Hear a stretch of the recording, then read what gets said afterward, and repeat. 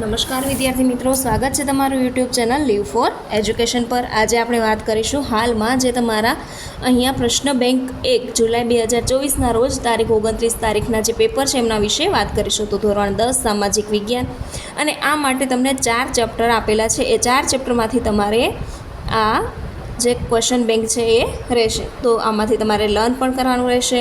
તો ગુજરાત માધ્યમિક અને ઉચ્ચતર શિક્ષણ બોર્ડ દ્વારા અહીંયા જે તમને ક્વેશ્ચન બેંક બહાર પાડવામાં આવેલી છે એમના વિશે આજે આપણે જોવાના છે। ચલો સ્ટાર્ટ કરીએ વિભાગ એ થી। ઓકે, તો અહીંયા પહેલાં છે દરેક માંગ્યા મુજબ જવાબ આપો, જેમાં યોગ્ય જોડકાઓ જોડો। કોઈ પણ 2 અને 2 માર્ક્સ છે। બે સેક્શનમાંથી તમારે જોડકા જોડવાના રહેશે। ઓકે, ચાલો સ્ટાર્ટ કરીશું। ફર્સ્ટ અહીંયા આપેલું છે તમને વોંઢાનો મેળો, તો અહીંયા શું ક્યાં આવશે? ધોળકા। બીજું છે ડાંગ દરબારનો મેળો, તો એ આવશે આહવા। મુનસર તળાવ, તો કે વિરમગામ। પછી છે રુદ્ર મહાલય, તો કે રુદ્ર મહાલય સિદ્ધપુર। શંકરાચાર્યની શારદા પીઠ, તો એ આવશે શંકરાચાર્યની શારદા પીઠ દ્વારકા। મીરા દાતાર, તો એ આવશે ઉનવા। પછી છે ભવનાથનો મેળો, તો ભવનાથનો મેળો તો જુનાગઢ છે। ઓકે, એ જુનાગઢ। પછી છે નેગ્રીટો, તો નેગ્રીટો ક્યાંના છે? તો કે નેગ્રીટો એ હબસી પ્રજા છે। ઓકે, ચાલો હવે આગળ જોઈએ। ક્વેશ્ચન નંબર 1, કોઈ પણ શબ્દના 1-2 માર્ક્સમાં આપણે જવાબ આપવાના છે। કોઈ પણ 2 લખવાના છે, 2 માર્ક્સ છે। હવે પહેલો ક્વેશ્ચન છે, પ્રાચીન ભારતનું પ્રથમ યંત્ર કોને ગણવામાં આવે છે? તો પ્રાચીન ભારતનું પ્રથમ યંત્ર વિદ્યાર્થી મિત્રો કુંભારનો ચાકડો છે, જે પ્રથમ યંત્ર છે।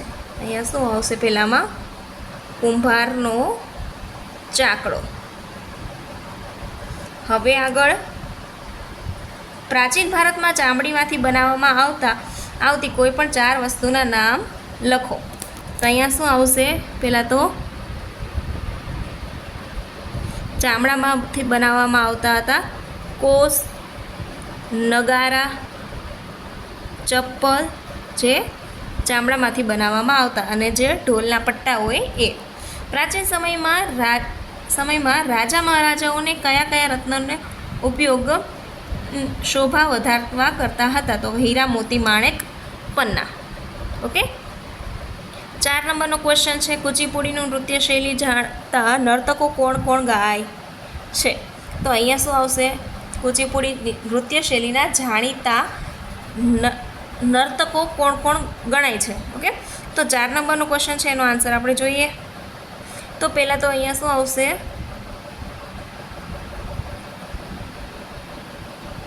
તો આમાં યામિની રેડ્ડી, ઓકે, શોભા, જે શું હતા? તો કે એ જાણીતા નર્તકો હતા। 5 નંબરનો ક્વેશ્ચન છે, કયા નૃત્યમાં સ્ત્રીઓનો ચૂડીદાર પાયજામો અને ઉપર ઘેરવાળું વસ્ત્ર પહેરે છે? તો આમાં શું આવશે? કથક। ઓકે, હવે આગળ 6 નંબર, જૂના સમયમાં ભવાઈમાં કયા વેશ ભજવવામાં આવતા હતા? તો કે રામદેવજીના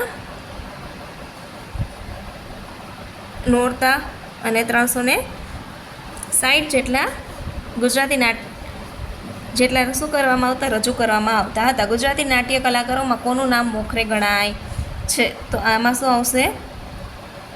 જશવંત જયાશંકર સુંદરી। ઓકે, જયશંકર સુંદરી। 21 જૂનનો દિવસ કયા દિવસ તરીકે ઉજવવામાં આવે છે? તો કે યોગા દિવસ।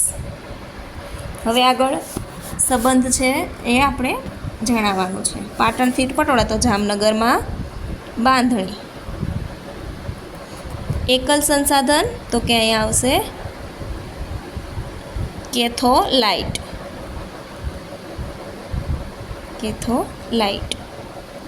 હવે આગળ આવશે સમાજવાદી પદ્ધતિ, તો આવશે રશિયન અને ચીન. દલદલની જમીન તો અહીંયા આવશે જમીનનો એક પ્રકાર છે. હવે ખાલી જગ્યા પૂરો.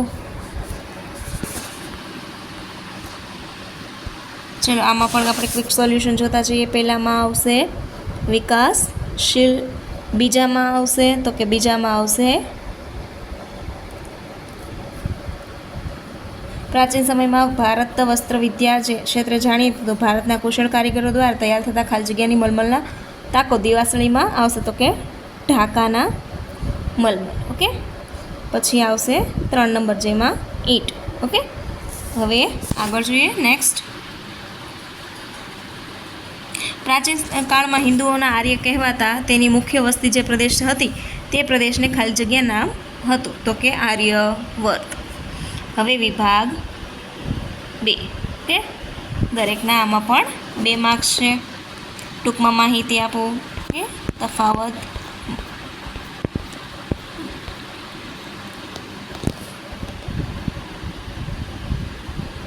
તો આવી રીતે અહીંયા આપેલ છે આખું કમ્પ્લીટ પેપર સોલ્યુશન્સ.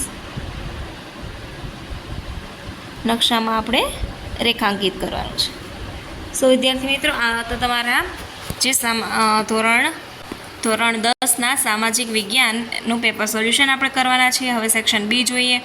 અમે સંગીતના 7 મુખ્ય સ્વરો છીએ, મને ઓળખો. તો અહીંયા આવશે સૂર. ઓકે, સંગીતના મુખ્ય 5 સ્વર જેને સૂર કહીએ છીએ. સારેગામાપા. અમને ગુજરાતની સંગીત બેલડી કન્યાઓ તરીકે ઓળખવામાં આવે છે. મોંગોલોઇડના લોકો પરિચય આપવાનો છે. અહીંયા તમને અલગ પાડીને તમારે લખવાનું છે. સાંસ્કૃતિક વારસા અને પ્રાકૃતિક વારસાની યાદીઓ છે, જેમાં સાંસ્કૃતિક વારસાઓમાં શું આવશે, પ્રાકૃતિકમાં શું આવશે એ. ઓકે, જેમાં દાઢીવાળા પુરુષનું શિલ્પ સાંસ્કૃતિક, ઇલોરાની ગુફા સાંસ્કૃતિક, મંદિર સાંસ્કૃતિક, પ્રાણીઓ, વનસ્પતિ, ખીણ પ્રદેશો આ ત્રણેય છે એ પ્રાકૃતિક. ઓકે, શિલ્પ સ્થાપત્યની કળા એ સાંસ્કૃતિક, જીવજંતુ પ્રાકૃતિક, રણો પ્રાકૃતિક, લાંબા દરિયા કિનારા પ્રાકૃતિક, ઝરણા પ્રાકૃતિક અને દેવી દેવતાની પ્રતિમા સાંસ્કૃતિક છે. ઓકે, ભારતની જમીનને કેટલા પ્રકારમાં વહેંચવામાં છે? કયા તો કે 6, જેમાં કાપાળ, રેતિયાળ, માટીયાળ, ઓકે, લેટરલાઇટ અને કાળી જમીન. ઓકે, રેતાળ જમીન, કાળી જમીન, લાલ જમીન, એવી રીતે તમને અહીંયા વહેંચવામાં આવ્યા છે.